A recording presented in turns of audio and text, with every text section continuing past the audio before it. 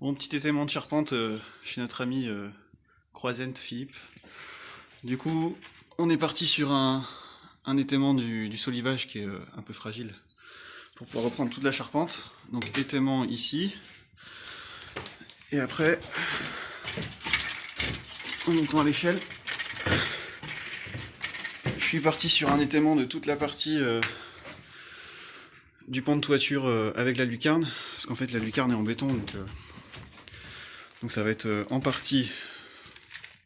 Enfin, tout le béton va être à enlever.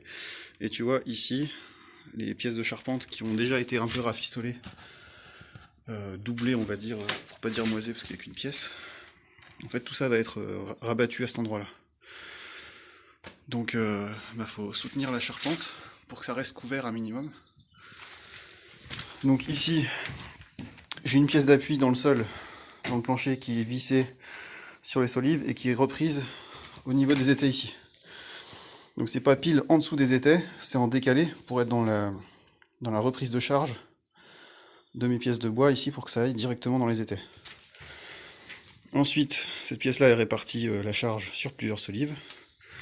Et ici, je me suis mis, comme c'est des chevrons porteurs, une pièce par chevron.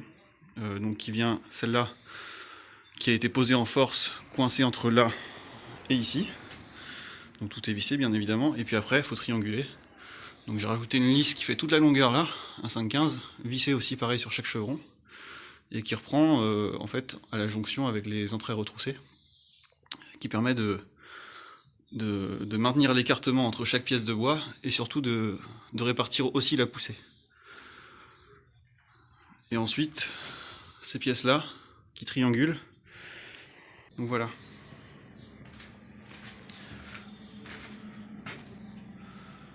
Donc démontage de la partie en maçonnerie, ça tu le verras chez Philippe quoi.